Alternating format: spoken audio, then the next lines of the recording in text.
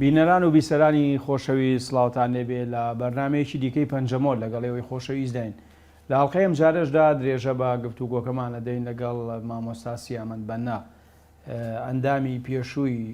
کۆمەڵی خوێندکارانی کورد لە ئەوروپا و هەروەها یەکێک لە پێشمەرگەکانی سەرەتاییەکانی قیادەی مۆقات دواتریش سەفیری عراق بووە لە هۆڵەندا. مامۆستا بەخێر بێتەوە بۆ بەرنامەکەمان. باسی نەکسەی شۆڕشی ئەیلولمان کرد، ئێوە ئەشنە ئێران، پاشەوە ئەشنەوە ئەوروپا. پێم وابێت لە ئەوروپا یەکەمین کۆنفرانسی پارتی لە دوای کۆمەڵی خوێندکاران و ئەوانە ئەکرێت. ئەو وەختە کاکسامی و چەند کەسێکە لە سەرکردایەتی قیادەی مۆقەت بوون، هاتبوون ئەوروپا و نوێنەرایەتی ئەو قیادەی مۆقەتیانەکرد. ئێوە ئاگادار بوون لە دروستبوونی قیادەی مۆقەت یاخود ئەو کۆنفرانسە چۆن کرا دەوری کاکسامی بە تایبەتی باسیەوە کرێت کە ئەیویست زیاتر خەڵکی نزیکی خۆی بە تایبەتی ئەوانەی کە چەپ بوون لە ناو لقی ئەوروپای قیادەی مۆقەت یاخود پارتی دیموکراتی کوردستان دەست بەکار بن. کاکسامی طبعاً سەرپەرشتی تەنزیماتی پارتی کردەوە لە ئەوروپا هەر لە ساڵ لە نێهایەتی 75ەوە. وەکو گوتم ئەو ئاڵوگۆڕەی لەگەر یەکێتی چووکە یەکێتی لە مانجی 5 دروست بووە. و بالمناسبە دوو لە دامەزرێنانانی یەکێتی بەحث ناکرێن قەت. یەکەچەند ئازا خۆشناو کوڕی مستەفا خۆشناوی ڕەحمەتی ئەفسەری لە سێدارە دراو و ئەوی تر منزر نەقشبەندی کە یەک لە دامەزرێنەکان بەس منزر لە دامەزرێنان بوو مامۆستا. ئەوەل بەیانی دەرچوو ئەو ناوی وی تێدا بۆران پاشدان کە دەرچوو بۆ مخابەراتی عێراقی ئیش دەکا و سزن کرا لە سووریا لایەن برد ناوەکە. کاکسامی جەولەی دەکرد لە ئەوروپا، ئشرافی دەکرد لەسەر تەنزیماتی حزب، هەروەها کاک مەسعود کە وەختە گەیشتە لەندەن و ئشرافی دەکرد و بۆی بگاتەکن باوچی لە ئەمریکا. ئەویش پەیوەندێکی زۆر باش و لەگەر هەمومان و دانیشتن و ئەوەی دەکرد لە لەندەن لەگەر بۆی عادەی تەنزیم. قیادەی مۆقەت کە دروست بووەوە ئیتر مەجموعەک لە ناو و شت دەهاتە گۆڕە، کەس بزەبت نەیدەزانی. من خۆم بەشدار نەبووم لە ئەوەکەیدا لە ئێران، چکەمە زوو سەفەرمان کرد و دەرچوین 11 کەس بووین لە ئێرانەوە برم بۆ هۆڵەندا. مؤتەمەری گوتمان کۆمەڵی خوێندکارانی کورد بوو بەو شێوەی و باسیەوەمان کرد. ئەوە تەواو بوو. ساڵی پاش ئەوەی مؤتەمەری مەفروض بوو لقی 6 ببەسترێت، چونکە لقی 6 بووە مرکزی چالاکی و بوژانەوەی شۆڕش لە ئێران. کەس نەیدەتوانی بچوولێ. عێراق زۆربەی ئەوانەی تەسلیم بووینە هەندێک مەسئولی گەورە بوون. کێ بەرپرسی لەق بۆ ئەو کاتە؟ ئەو وەختە کاک تارق ئەقرایی. ئیتر کە مؤتەمەر کرا کامە چووین على ئەساس مؤتەمەری لقە لەوێ زانیمان کەوە مؤتەمەری ناوەچی پێ مؤتەمەری ئیستثنایی قیادەی موقەتە بۆ ئیزافەی چەند ناوێک بۆ قیادەی. مامۆساوە کۆنفرانس بوو یا مؤتەمەر بوو؟ ئەنجا ئەوە نە کۆنفرانس بوو نە مؤتەمەر بوو بزەبت. خۆی وەکو گوتم مەفروض بوو کۆنفرانسی لقی 6. ئەو وەختە پارتی هەژلق بوو، ئەوە لقی 6 لقی ئەوروپا بوو. مەفروض بوو کۆنفرانسی ئەوەی بوو بەرام چونکە گوتم قورسایەتی و ئەوەی قەراری بوژانەوە و ئازادی و ئەوە هەمووی لە ئەوروپا بوو زۆر بە گرنگی وەرگیرە. لەبەر ئەوە ئەندامی سەرکردایەتی لە کۆنەوەی مەکتەب سیاسی هەم کاکسامی ڕەحمەتی و کاک نووری شاوەیسی ڕەحمەتی لەوێ ئامادەبوون و سەرپەرشتی کۆنفرانسیان کرد. کۆنفرانسەکە باش بوو ینی بە شێوەیەکی معقول چۆ پێشەوە یاخود تەکەتولات و وەلیەوە دیار بوو بۆنی تەکەتولات دەهات، بۆنی ئەوەی دەهات کاکسامی لابەلا خەڵکی دەدیت. بەعزە کەس زۆر بە توندی قسەیان دەکرد بەحسی بەعزە سەرکردە و شتیوەها بە ناشیرنی داهات یعنی دیار بوو نەوع ئەوەک هەیە تیزاک بۆ دروستکردنی نەوع ئاژاوەچی ئەمە چوو بووینەوێ پاش شەڕە شەقی کێسەسی کۆمەڵی خوێندکارانی کورد بۆ ئەوەی بۆ جاری یەکەم بەڕەحەتی لە خۆمان پارتینە و ئەوەی نەو پێکەوە دانیشین و شتەچی بکەین کە دەبینین لەوێژ ئەو نەو عەشتاوە دەبی زوو بۆمان دەرکەوت کە بەڕاستی ئتیزاحێک هەیە کە کاک سامی دەیویست بەعزە ئەنسوور و خەڵک کە زۆر نێزیک بوون دەوی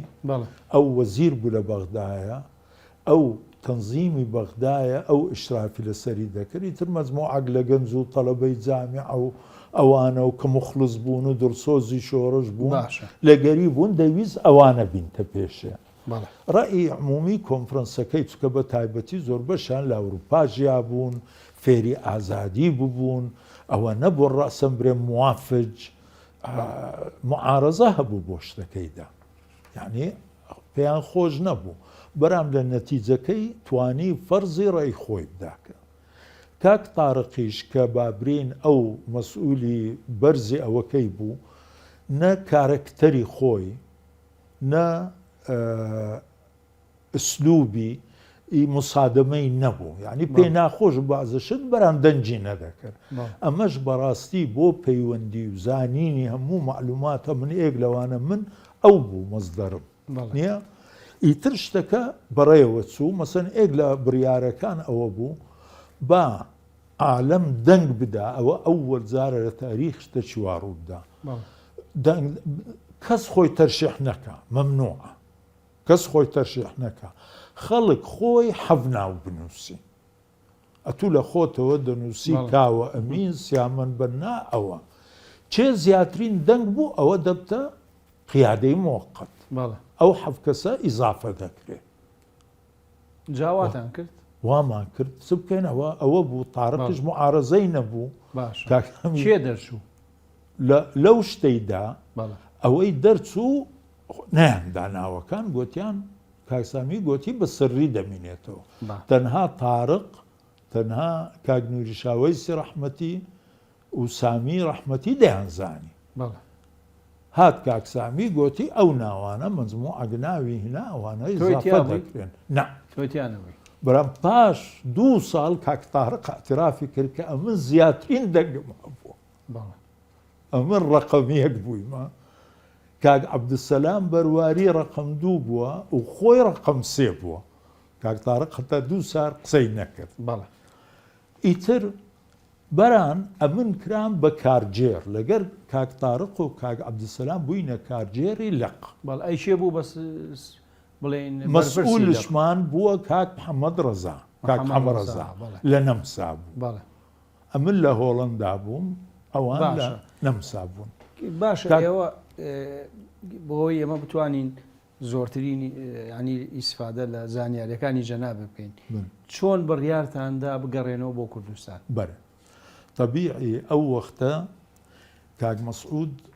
پەیوەندی ڕاستە و خۆی هەبوو لەگەر من مەسەن بە تەلەفۆن قسەمان دەک مەسەن فترێکی لێ پرسیم گوتی بزانە ئەو دختۆرانەی ئەندامن لایمە ئەوی زگورتینە مەسئولیەتیان ژن و منداریان نییە ئامادە بن گەڕێنەوە شەڕ دەستی پێکرد بوو ئەوەل شەڕ لە شەڕی بێلمبیر ساڵی 76 کە حاجی قادۆ شەهید بوو ڕوویدا بوو مانجی چار بوو گوتی بپرسە ئەمەش وابزانم 12 یان 13 ئەنداممان هەبوو کە ئەو وەسفەیان لەسەر دەڕۆی چەندەکیان لە دووەلی شوعیەت هات بوون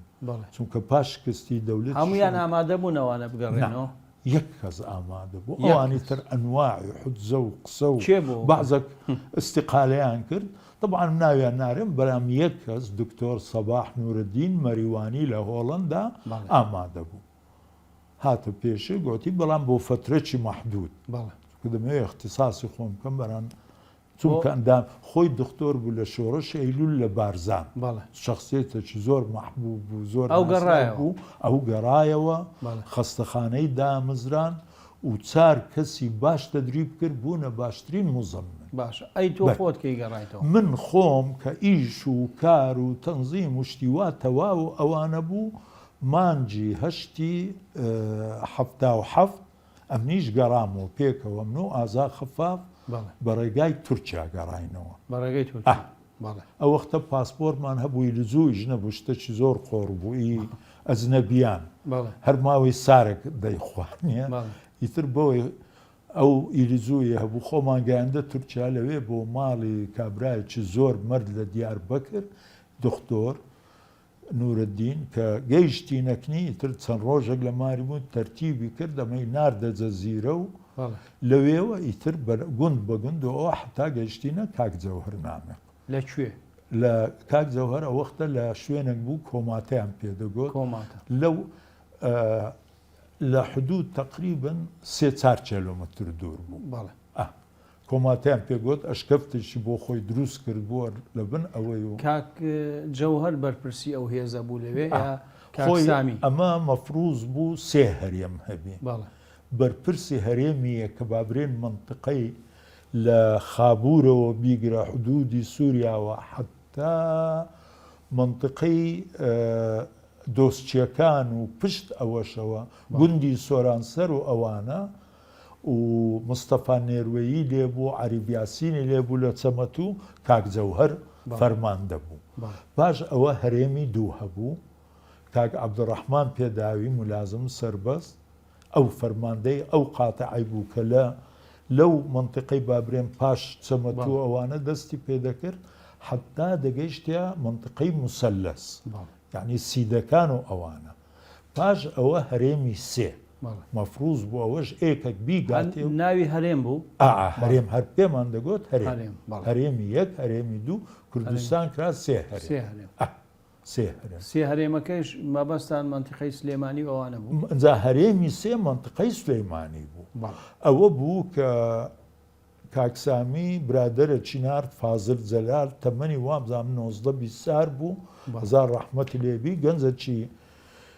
ئازا لە مەکتەبی مەدفەعیە بوو لە شۆڕەشی ئەلوون بەرام ئەو توانا و قابلێت و کارکتەر و شخصێتی ئەوەی نەبوو ئەو ئیشەی گەورەی بەڕێوە ئەو هەرێمە دڵی زۆر کەس شکست بوو چوون مەسەڵەن مەقەرمان هەبوو ئەمە شینێ و نۆکان عیدی پارتی بۆ یەکێتی نەبوو یەکێتی بە زۆر وەری گرت و بە ئەوە و کردێئی خۆی ئەو وەختە مەفروض بوو مەقەر هەبی دوو شخصێتی ناسرا و ناودار ملازم ستار و ملازم عەبدولمەلیکمان هەبوو هاتوچویان دەکرد جەولەیان دەکرد عەریف نادر هەورامی زۆر دەورەکی با ئازایانە و ئەوە لە منتیقەی خۆی دەدیت یعنی نەکبرێ پارتی نەبوو لە کەواتە بۆچی ئەوانی سۆران تەسلیم بوونەوە عەبدولمەلیک وان بۆچی ئەوانە ئێک لە سەبەبەکان کە دیتیان فازل جەلال مەسئوولە و ئەوەیە زۆر بە ئەوە بوو شتێکی یعنی بڕیارێکی باش نەبوو بە حەقە دڵیان شکا و خۆی تەسلیم بۆ حساس بوو وەزعەکە حساس ئەو فازیلە خۆی چی بەسەر هات خۆشی پاژماوەیەکی زۆر کەم 2 مانگ 3 مانگ تەسلیمی حکومەت بوو هەرچی ئەسرار و پەیوەندی و 1-2 جار چوو بۆ کەرەج و کاک ئیدریسی ڕەحمەتی دیت بوو هەمووی فەزح کرد بوو سەدامیش ڕەسەن تەها مەعروف مەحیدین مەعروفی نار بوو بۆ لایشا گوتبووی خروقات اتفاقیەی 6 ئازار ئەو بە ڕۆژ و بە تاریخ و بە شەخص پێی گوت بوو لەبەر ئەوەی ئەتوو دەبی ئەو اتفاقیە بەڕێوە بێ باش جا ئەوە زۆر شتەکی خراپ بوو بەڕاست باشە پەیوەندی یەکێتی دامەزرا بوو قیادەی مۆقەتیشی خۆیە کرد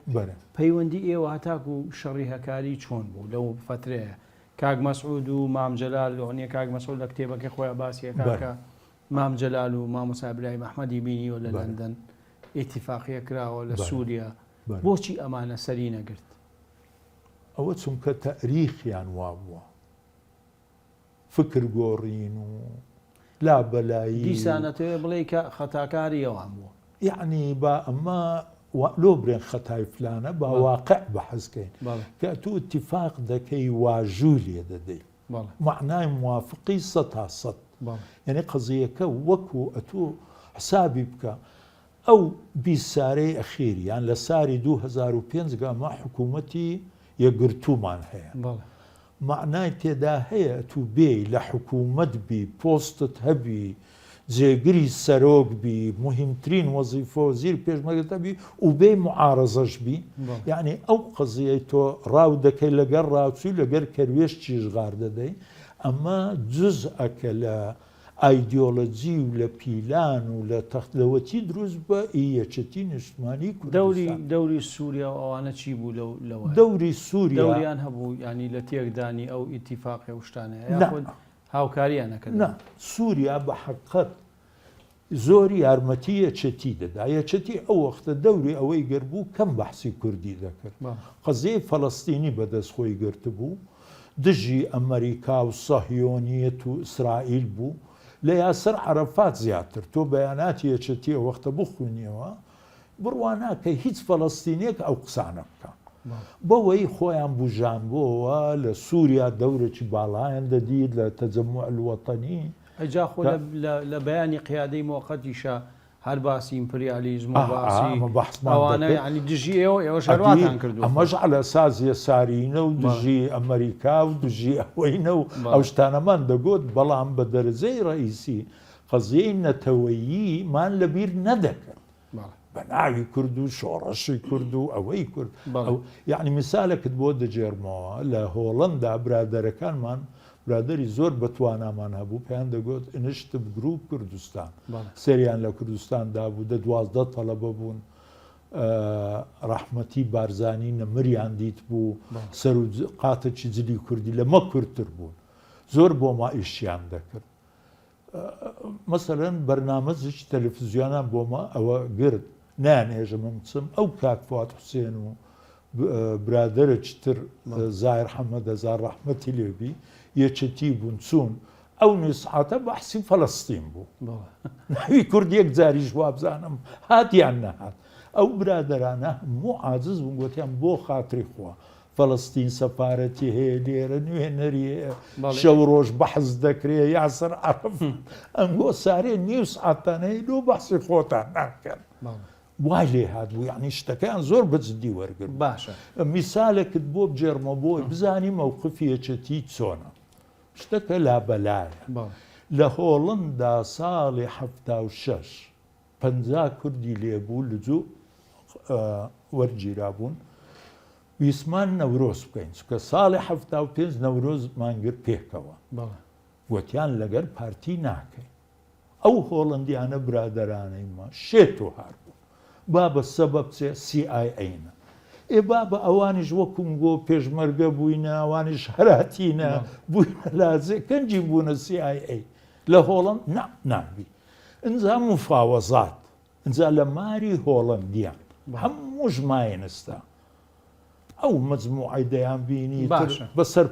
بڕوە لە بەریان دەپار بابە نەڕەسمدا دەنێ ناو بەرام عیبە ئەمە 50 کوردین دۆ حەفلێ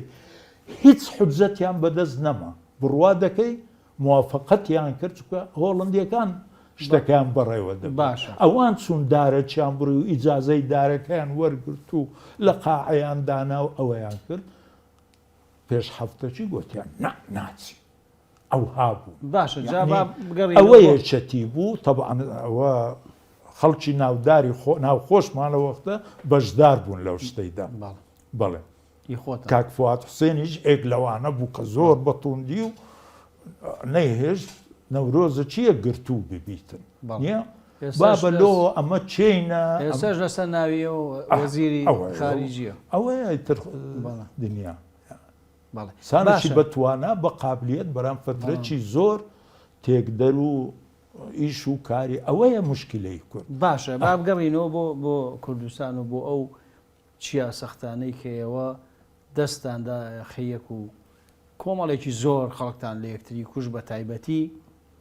لە شەڕی هەکاریە یەکێتی ئەڵێ ئێمە بە مەبەستی هێنانی چەک و ئەمانە هاتووینەتە سەر و سنوورە ئێوەش لەوێ قووەتێکن و ئەتانەوێ ڕێگریان لێ بکەن و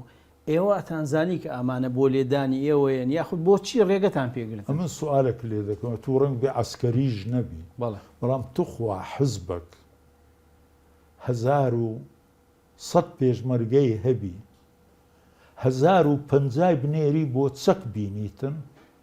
یعنی ئەو 1050 کەسێک کە دەستیان پێ کرد ئاخر مامجەلال و ڕەسوول مامەند و دکتۆر مەحموود و ئەوانەی لەوێ مابوونەوە نەوشیروان و ئەوانە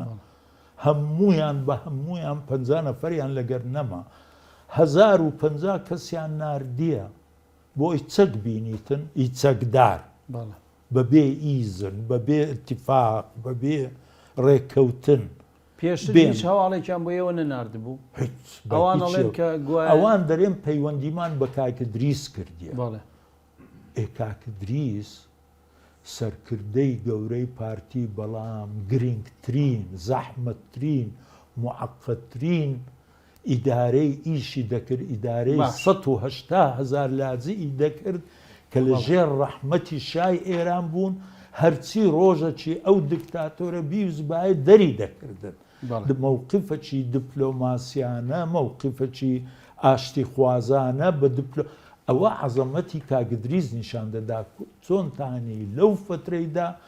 ئەو کوردە دەرباز کاتن چونکە زۆر هێز هەبوو دژی ئەو کوردانی لەوێنە ئیشی باشە ئەوان لۆ دەچن لە کاکدریز پرسن بۆی بیبەستنەوە بە قیادەی موقت قیادەی موقت زوونی بە شای ئێران دەدا زوونی بە ئستعمار دەدا قیادەی موقت مەفروض نەبی پەیوەندی هەبی بە ئەشخاص و بە بەعزە کەس و بە ئەوانە ئەوان لۆ بچن بە قەستیب لە کاکدریز ئیجازەت تەڵەب بکەن تێگەیشتی لە مەقسەدم بۆ ئەوە قیادەی موقت مەوجودە نوێنەری هەیە ئەوە کاک مەسعود هەیە لە سووریا لەگەرتان دانیشتیە نوێنەر لە سووریا کاکەریم شەنگاری بوو کە غازی زێواری بوو ئەنگۆ لۆ تەڵەب ناکەن ئێوە ئەتانزانی ئەوان بە چ مەبەستێگەن و بۆچیەن و ئەو هێزە زۆرە سالیان کردبوو بە عەشائیری دوو عەشیرەی کوردی تورکیا بە ژیرچیەکان بە پنیانشەکان خەبەریان وەرگرت بوو کەوا دەتوانن بێن ئەمە لە ناو بن دومین خۆیان ئستا زۆر کەسیان مایە حەز دەکەی لە سەید کاکە لە مامۆستا سەلام ئەوانەی شاید بووینە کۆبوونەوەیان کردیە مەبەستی ئەوەی هاتینە عەلی عەسکەری ئەترافی کرد کە دانیشتنەکەی لەگەر سەددام کردیە لەکوێ ئەترافی کرد لە هەرچێ ئەو کاتێک کە لایەوە ئێمە ئەوە بوو بەڵێ تۆ بۆ خۆت شایەتی لەوە بەشدار بووی قسەی کردی باشە چی بەحسی ئەوەی کرد زۆر بە ئارامی زۆر بە ئەوەی دیتنی بۆ سەددامی بەڵێ گوتی چوومەکن سەددامی لە هەلیکۆپتەر لە سیدەکانەوە بردیتیانە کەرکووک لە کەرکووکیت نازانم بە ڕێگایەکی و گەشتیتە بەغدایە لەوێ دانیشتێ و ئەوە سەددامی دیوە لەسەر مێز دانیشتینە هەردووچیان بەتەنێ یعنی حتا ئەو شتەشی بەحث کرد کە کۆکەیە یان شەربەتە چێ هاتیە ئەو دەستی ئەوە کردێوی کن سەددامی بۆ ئەوی ڕاکێشایی بخواتەوە سەددامیش پێکەنێ گوتی کورد بێعەقڵە من ئەگەر بتەوێت و ژەر بدەم ئەو های دەکەم یان ئەو هات دەمرێنم 1000 ڕێگای تر هەیە بەڵام باواوی نەتیجەی گفتوگۆیەکەیان ئەوە بووە سەددام لە ئەخیری گۆتیتی ئەمن لەو فترەی 7 ساڵەی زۆر شت دەربارەی کورد فێربوویمە زۆرم خوێندیتەوە خەبیرم هینایە کورد دیسانەوە لە گەرنگۆ ڕێککەون ئەنگۆ بەجاش دەنەشرێن پێتان دەرێن جوحوش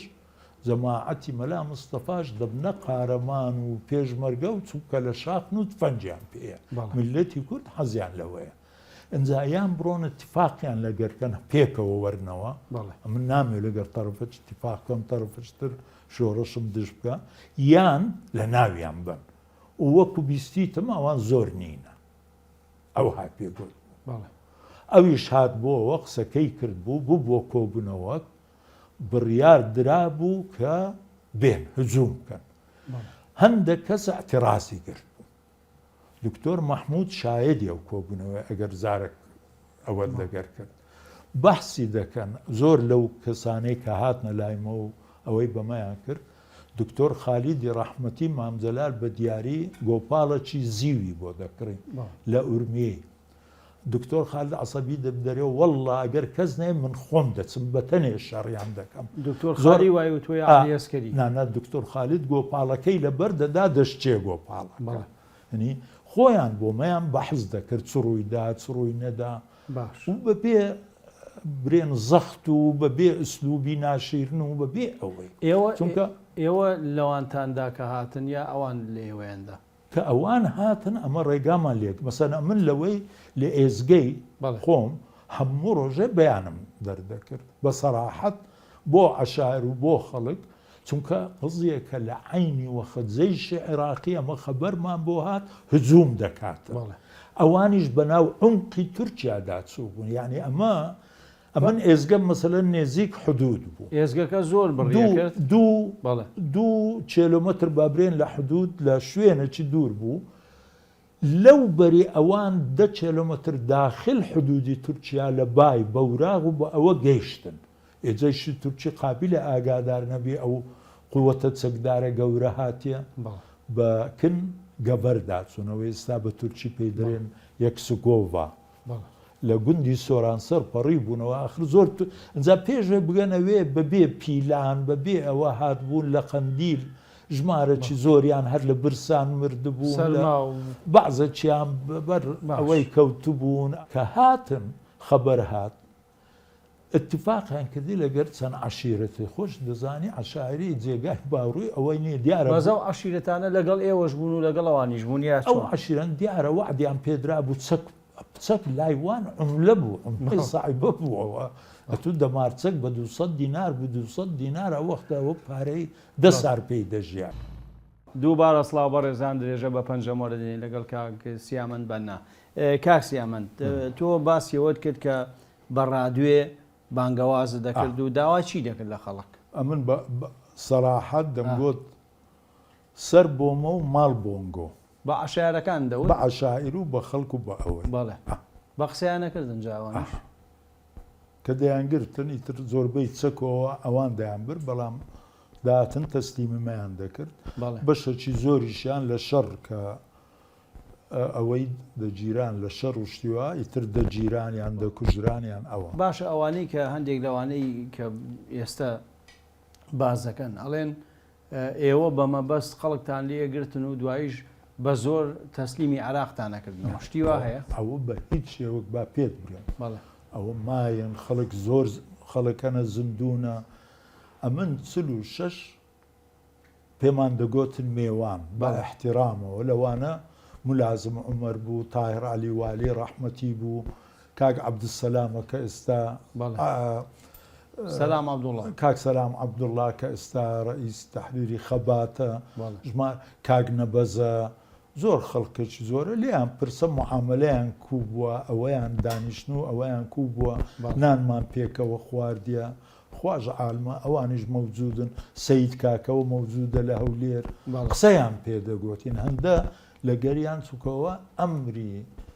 مباشری مەلا مستەفا بوو کە دەبی بە باشترین شێوە ئەوانش کوردن وە کۆنگۆ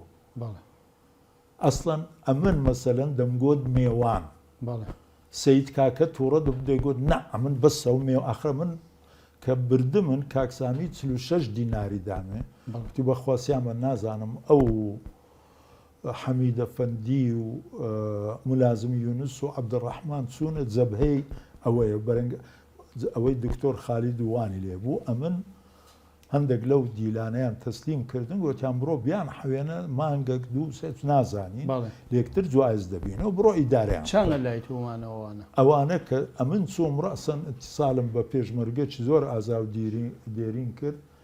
سیسۆی دری مەشهورە ئەوە سیسۆی دری کە ڕەحمەتی خوای کرد پێشماوەیەکی قات ساختی بوو پێشمەرگەی حڕ بوو پێشمەرگەی ئازا بەرە ئایدی کەس نەبوو خۆی بەخۆی ئەوەی دەکرد گوتم توخوا شوێنەکەم دەوێت و لە شتان دەزانی خوش نەزانی لێژەوە گوتێ من دەزانم وەرە وەڵا ئەمەی برد بە شەو حرەکەمان کرد دیلانەی کە لەگەڵتانە لەگەر ئەو برادرانە پێمان دەگوتن میێوان میێوانەکان لەگەر میێوان زۆر بە پیان ئەنجاوکو گوتم ئەو 46 دینارە ئەنجا ئەو حوسێنی تەباخ بوو گوتم کاکە چ بکەینەوانە گوتی وەڵا جارێ ئاردەکە و نانەکە چونکە ئەمە بالموناسەبە خۆمان لەسەر گوندەکان فەرز نەدەکرد ئەوە ئێک لە نقطە هەرە مهمەکانی زەمادەی قیادی موقەتە چونکە ئێک لە هەرە بەڵێ زوڵمە گەورەکانی ئەو شۆڕەشە دوورخایەنەی کورد کە خەڵقی شار ئاگادار نینە کە پێشمەرگەی برسی و 15 کیلۆمەتر بە 6 ڕەختە و ئەوە ڕۆژتێ دەگاتە گوندێک تەوزیع دەبی ئەو مارە فەقیرانە وەکو کلۆی نانە هەمویان دەخوارد ئەمە ئەوەمان نەدەکرد زۆر بەمان جێجارێکە گەر جەولەک شتێک کاک سیامەند دیارە ئەمە هینێکی مێژوویە بەڕاستی ئەکرێ چەندین ئەڵخا قسەی لەسەر کرێ بەڵام بۆ ئێمە هەندێشتی تریشێ باسی کەین بۆ مێژوو مەسەلەی عەلی ئەسکەری و ئەوان ئەمە چۆن بڕیاردرا بە ئەو بڕیارەی کە درا چۆن بەرە ئەوە کە بڕیارەکە درا لە ناو کەوادری قیادەی موقەت طبعاً ئەوی پێڕاگەیشت بە ئەمن لە شوێنەچی کە شەڕی لێکرا بوو یەک دوو جەنازەم دیت ئێکەچیان کوڕەچی پرچ درێژ حتا متأکدم ئەوانەی سلەیمانی دەزانن چێ بووە کوڕی چێ بووە کوڕچی ڕێک و پێک پرچی حتا ئێرە بەلول ئەوە بوو کوژرا بوو جسمی پف بوو تقریبا خۆی با پێت برێم 5 کەسیمە کوژران مەلا ئەمین و برای و 5 کەسیمە کوژران تقریبا 26 کەسی وان کوژران زمارە هەیە لە ئەوە جەبهەی کرد منتقەیمان شەڕی دووەم لەکن بازێ ڕوویدا ئەوەی دکتۆر خالید لە ئەوەی یەکەم دەرباز بوو خۆی گەیان مسافەی تقریبا 56 کیلۆمەترشی دوورتر لەوێت تەتوێق کراو ئەوە عالەمەکە کە ئەوەی دەبینیتن بەحەز لەوەی دەکرا ئەوانە یەکجار دەرچوینە و دژی شۆڕەش و دژی ئەوەیان کردیە ئەو ئەفوو کراینە گەڕاینەوە شوێنی خۆیان ئستاش هاتیینە بە شەڕ هەر بۆ ئەوی بۆشت ئسپات بکەم لێرە خەڵک هەیە زیندووە ئێک لەوانە سەید کاکەیە کە بڕوان ناکەم قسەی غەڵەت بکە ئەوە بکە گوتی وەڵڵا پێمان گۆترا بوو کە بێنەنگۆ بگرین گول لەش سەرف نەکەین لە سەرنگۆ لە شاخ پڕەتان دەینە خوارێ ئەوها بە قین و بە ئەوە هات بوون بە توندی بە ئەوەی هەندەسیقان ئیتر عالەمەکە گۆتی حتا کەنجین فەقیر بکوژرێ و سەرکردە هەر یەکتر ماچکەن و یەکتر عەفوو بکەن خەبەرەکە ئەوە بوو لە ناو میلەت لە ناو کەوادر حتا کەنجین سەرکردە کە قیادەتیان دەکا و ئەو پێشمەرگە هاتێ بۆەوەی کوردستان ڕزگارکە سوزانی کە سەرکردەکەی پێی دەرێ هجووم کە وەرەوە دانیشە هەتا کەنجین سەرکردە یەکتر عەفوو بکەن ئەمەش مەفروض بوو یعنی ئەوە لەسەر ئەوە بڕیارەتان بوو بڕیارەکە هیچ ئامیلی تر نەبوو بڕوا بکە بەڵێ لەسەر ئەم مەسەلەیە دوا پرسیارم چونکە ئەمە مەسەلەن ژنەکەی کاک عەلی ئەسکەری لە بەرنامەکەی منە باسی کردی داوام لە کاک مەسعود و مام جەلال و ئەوانەش کردووە عەلی ئەسکەری ئەوان قەبریان هەیە نێژراون لە شوێنێکە وا بزانم بەرێ لە باشوورن یا لە باکوور ئەگەر بزانی یا لەسەر سنوورن لە کوێن نا لە باشوورن لە باشوورن جەنابن لە کۆنگرەی نوێیە بەشداری نەکرد ئەی لەگەڵ جەماعەتی کاک سامی ئەوانیش نەبووی تەواو یانی لەگەڵ پارتی گەلوانەیە نا من قەت زۆر دژیان بوو زۆر دژیان بووی ئارێ وەڵڵا بەڵێ ئەی لە ماوەی هەشتاکانە کاک سیامەند وەڵڵا لە ماوەی هەشتایەکان ئیتر ئیشم دەستم بەکار کرد و خۆم بەخێو دەکرد و بەڵام پەیوەندی و عیلاقاتم و ئەندامەتی پارتیم و بەعزاران ڕۆژنامە نووسم دەبردەوە ئێران و مەسەن بە تایبەتی لە وەختی حەلەبجە و ئەوانە مەجموعەک ڕۆژنامە نووس بە تایبەتی ئەو گوون ڕۆبەرتەوانە فلیمەکی زۆر مهممان دروست کرد و لە هاتنەوە بۆ کوردستان بەرەبەر هاتینەوە ئێران لە ئێران پەڕینەوە ئیتر چوینە منطقەی خواکورد لەوێ چوینە ئەوە چی کە عەسکەری عێراقی خۆیان کوژرا بوون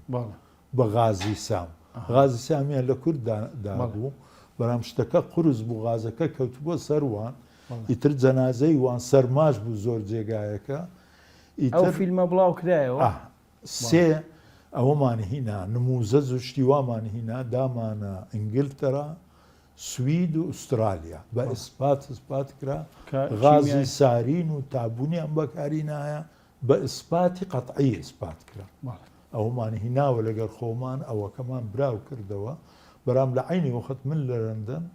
لەگەر چەند برادرەتر ئیشمان کرد مەڵبەندی ڕۆشنبیری کوردیمان دامەزران بەڵێ. مەقەرمان بۆ بە دۆزیەوە زۆر جار باسی ئەوەکرێ و مەڵبەندی ڕۆشنبیریە زیاتر سەر بەیەکێتی بوو ئەوە پاژنەوە دوو پاژنەوە دوو پێشنەوە دوو یەکەتی و پارتی بەیەکەوە بەیەکەوە بە تایبەتی پاس هەشتا کە بەرەی کاگدریسی ڕەحمەتی توانی بەرەی کوردستانی بەڵێ. لەگەر مامزەلال و یەکبوونەوەی دروستکە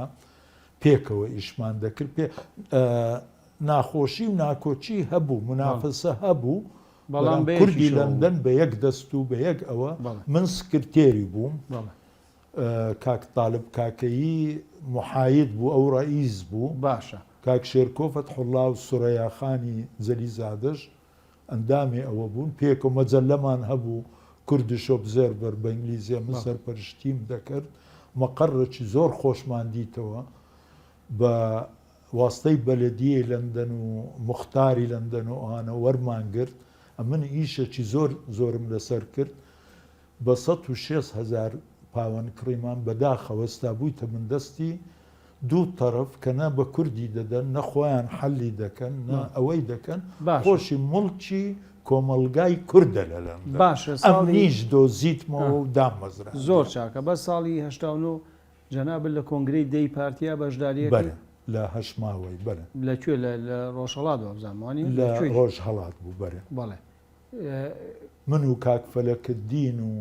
کاک عوسمانی شەهید عوسمان قادر منەوەر سەر ڕائاسەی کۆنگرە بوو باشە ئێوە لەوێ بڕیارتاندا کە ئیتر نەختێ لە شوێیە دوورکەونەوە هەتا ئەو کاتە هەر لەوێ مادەی 5 لا بردرا بەڵێ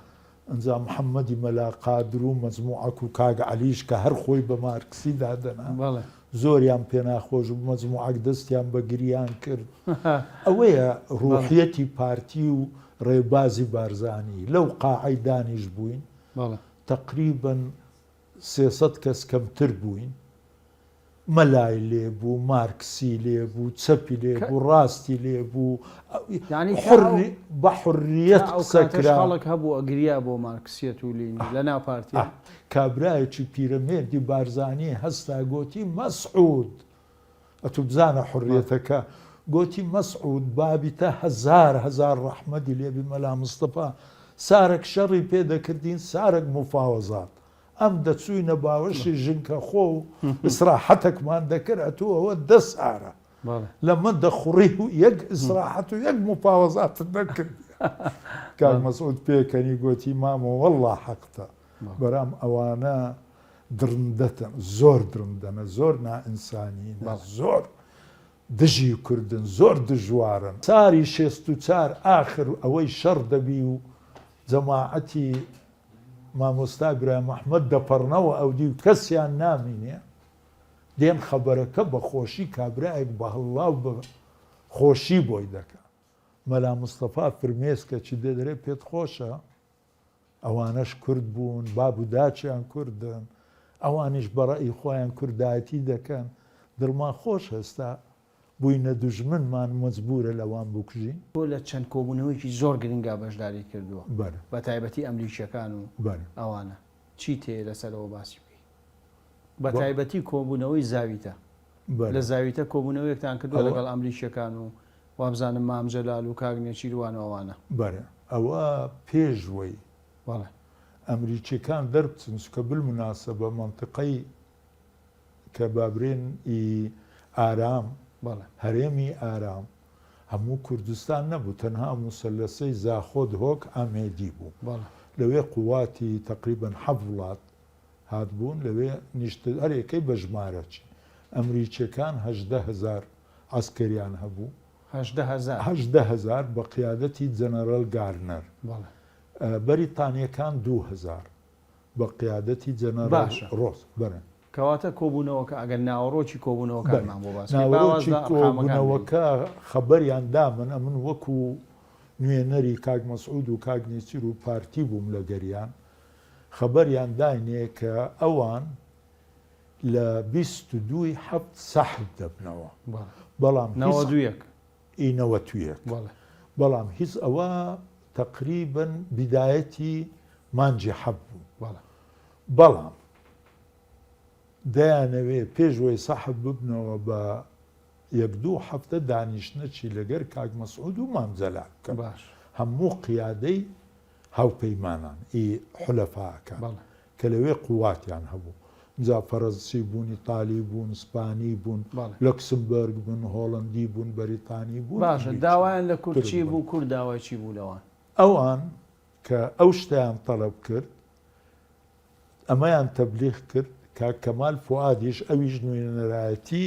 یەکێتی دەکرد لە گوندی کەلەکین تەبلیغیان کردین و لە عینی وەخت ڕۆژەکەیان دانا لە شوێنێک نێزیک زاویتە و بەرنامەی دانیشتنەکەیان دانا بە طریقەی ئەوروپی سعاد ئەوەندە دادنیشی لەگەر ناوەڕۆکەکەی مامۆستا ناوەڕۆکەکەی کۆبوونەوە کە مجاملات و شتەوە بوو چووینە ناو ژووری کۆبوونەوەکەی کاک مەسعود طبعاً لە بەغدایە بوو گفتوگۆی لەگەر سەدامی دەکرد بازاران 2-3 هەفتە دەماوە کاک نێچیری تر زیاتی وی هات مامزەلاریش لەوێ بوو کاک فازل میرانی و کاک کەریم شەنگاری لەگەر خۆی هینا کاک نێچیر مامزەلاریش محەممەد تەوفیق و کەمال فوادی لەگەر خۆی باش چوینە بافڵیش لە دەرێ دانیش بۆ وەختە گەنج بۆ ئارقەچی لە جێ بوو لەگەر سەرچڕ قەزاز ئەو ناتە ژۆرێ کە چوینە ژۆرێ شاڵی کاژدیلی ئەوە قائیدی عام بوو ئەمریکیەکان قووەتەکەی کە لەوێ بوو گوتی ئەوە دەڕۆین اتفاقمان لەگەر سەددام کردیە کە بە هیچ شێوەک دەست بۆنگۆ نینی ئەوە نەکاتن کارەبا و ئەوە بەردەوام بی ئەنگۆژ نابی دەست بۆ سەدی ئەوە ببنی دهۆکانی مووسڵ نابی دەست بۆ قەسرەکانی سەددام بنجکە تاڵان کرابوو سەددام قووەتێکی گچکە حرەسی جمهوری دەینیتن پاسەوان بۆی محافزەی قەسرەکانی بکەن چکە لە چیای گارەی و لە زۆر شوێن هەیە ئەوەی قەسری هەبوو ئەوانە دەین نابی تەعدان لێ بکەن چی سوچیان پێدەبی بە دەبابش ئیتر شتەکانی گوت کە تیفاقی لەسەر کراوە کارەبا و ئاو و مۆزەف و شارەکان لە ژێر حکمی چێ دەبن و لە ژێر حکمی سەددام دەبی بەران عسکەریەن لەوێ نابی بەران محافزەکانی و ئیتر نقطەی زۆر بوو گوتی بەڵام نقطەی هەرە گرنگ ئەوەی مهمە بۆ ئێمە ئەرکانی تورکیا تەلەبیان کردیە ئەرکانی تورکیا ستاف یعنی هەموو قوواتی ئەوەی تورکیا کە حکمی تورکیا دەکەن کە حدود ئیبراهیم خەلیل و ئەوانە حدود اتفاقیان کردیە لەگەر سەددامی 300 عسکەری عێراقی بگەڕێتەوە سەر حدود بە چەکی سووک بۆ ئەوەی ئیدارەی حدود و گومرگ و معاملات و ڤیزە و شتی ڕسمیات بکاتن نەک تەعەدا لەنگۆ بکە ئەوانە بێنە سەر ئەو حدودەی دانیشن ئەمەش لەگەریان بین چونکە ئەنگۆ لەو شتانە نازانن گوتی هاتیێنە ئەمە هەندێک بەشچین لەوەی بەران تورکەکان ئەوە چی بە قووەت کێسە چی بە قووەتیاندا تکایە سەیرەی سعاتەکەی کرد گوتی چل دەقەمان مایە دەبی ئەمە بڕۆین پاچل دەقە سعاتێکمان پێ دەچی دەگەینە دیار بەکرد کۆبنەوەمان لەگەریان هەیە دەبی جوابیان بۆ بین انتظاری جوابی مە دەکەن ئەنگۆ دەرێنچی بزەبت وەکو بۆ دەجەڕمەوە مامزەلار تەزبیحەکەی دەرهینا و دەستی پێکرد ئەمن لە رووسیا ساری 56 کە چووم فرۆشێتم دیت ئەوهام کرد چوومە ئەوەی چین ماوچی تۆنگم دیت فلان کەس ئەوها بوو ناوی شخصیات و سیاست مەداری ئەو وەختەی بەحەز دەکرد کابرا جێ لەگەر بوونجا مامزەلار قسەی زۆر نەستەق و خۆشە بەجددی کەس نێ لە دنیاوی جێ ڕاگر بێگەر نەکەویتە ئەوە قسە بەڵام هیچ بەحسی ئەو مۆزوعی نەبوو ئەمنیش دانیشتیمە متەرجمم ئەوە دەکەم سەیری سعات دەکەم دەزانم ئەمریکیش مەزبوطن کە گوتی ئەمە پاش 40 دقە لەنکاوچ دەبینم 2 هەلیکۆپتەر دانیشتێ لەوێ ئەوەکانی وەکو بێ پەروانەکانی سیر دەکەن و ئەوەکەی چووە ناوی و دەڕۆن سەیرکی کاکفازریش گوتی مام جەلا لەگەر زەحمەت نییە بە ئەمەش 2 قسە بکەین وەخت نەما هاتەوەی کاگنێچیر زۆر بە فەرمی زۆر بە جوانی وتی پێیان برێن ئەمە نەبینن بەو جلکە و جەمەدانیە و ئەو ئەنەمریچینە و زۆر معلوم ئەو شتی عسکەرینە و ئەوەیان نییە بەڵام ئەمە لە ساڵی 61ەوە حتا 1970 حکمی حدودمان کردیە و نەکەرە و منطقە ئیبراهیم خەلیل هەموو حدودی تورکیا حەز دەکەم لە ستافی وان پرسم یەک حادیسە قەومایە بەرام پاش 1970 100 حادیسە قەومە هێشتیتمان هیچ ناکۆچی هەبی بۆیان هێشتیتمان هیچ ئەوەک هەبی ئەمە نەکەر ئەوە ئیدارەی محکەمەمان کردیە ئەمە خبرەمان لە زەریبە و ئیدارە هەیە لە گومرگ و لە ئەوە هەیە لە هەموو شتێکی هەیە ئەمە ئەو ئیشەمان کردی ئەوە ڕقم 1 ڕقم 2 گوتی پێگوتم گوتی ئەگەر سەددام 300 عسکەر بینتە سەر حدود دەنگۆ باوڕیتان هەیە کەەوە پاش هەفتەچی 300 تر نەنێری 12 زرەی پوش و مدەڕع و ئەوە نەنێری برێەوە خواردنیان بۆ دەبا لەوێ بی کاتە 4-5 هەم مشکلە بۆ برا تورکەکان هەم بۆنگۆ نییە بە دژایەتی گوتی بۆیان دەکاتە مشکلە و ئەوە سەددامان گۆلێ خەبیرن ئەمە داخلی لێی دەزانین خارجی ئەنگۆ لێ دەزانن ئەنگۆ مستعدن زارجتر بە قووەتی 25,000 نەفەر و ئومەمی متحیدە و هەڵا و هۆریا بێنەوە ئێرە ئەو شتە بکەن نەتیجەی کۆبوونەوەکە بەشوێ والله کە ئەو قسەی پێگوت و گوتی ئەمە ئەوە بووینە و ئەوها بووینە شاڵی کاشبیلی هەستا دیتم مەڕوەحەک ئەوەکەی هلیکۆپتەر دەستی بە ئەوە کرد گوتی تانکی سۆمەچ مستەر بارزانی من I wanted this ammunition ئەمە ئەو عیتادەمان دەویست ئەوە بوو دەمانویست کە ئەوهامان پێبرێ ئستا من 100% لەگەرتوومە و حەز ناکەم سەددام بێتەوە حدود چونکە ئەگەر سەددام بهات بە حدودی ئیبراهیم خەلیل منطقەی ئامینە دروست نەبوو کارەسات دەبوو بۆ ملەتی کورد دەبایە دیسان چونکە شارەکان عێراق بوو حدودیش عێراق بی ئیتر دەبووە شێستەکانەوەمە لە گوندان و جەمەدانیەکە و ئەوە باشە مامۆستا ئێمە لاڵقەی داهاتوودا قساکەین لەسەر کۆمەڵی بابەتی تر بینەران و بیسەرانی خۆشەویست بەم شێواتینە کۆتایی ئەڵقەی ئەمجارەمان پێکەوە پرۆمۆی ئەڵقەی داهاتوو دەبینین و بەخواتان نەسپێرین لەسەر ئارەزووی هەموو میلەتی کورد کوشتنی 3 ڕۆژنامەنووسی بەریتانی ئەمانە چۆن هاتن چۆن کوژران 2 تیم کەشفکران کە سەددام ناردبوونی بۆ کوشتنی عسکەری هاوپەیمانان جەنابەت کاکتالی کۆمەڵی خەڵکی پارتی بوون بە سەفیر و ئەوانە و لە لەندەن و لە شوێنی ژەژین و جەماعەت سۆسیالی لەندەن بوون پەیویان ئەوە بوو هاتن لێرە شۆڕژگیر بوون و ڕەخنە و قسە و بوونە پەرلەمەنتار ئەمە شتێکی عەیب بوو ئێوە هیچ بەڵگەوشتان هەیە کە مەسەلەن هەم عراقیەکان هەم بڵین بەرپرسانی کورد پارەیان بردبێ جەلالیەکان لەگەر پاڵپشتی ئێران کە عاجز بوو لە پارتی هەروەها لە بنەوەش بە تەییدی تورکەکان دەیانویست کوردستان تەقسیمکەن بۆ سۆران و بادینان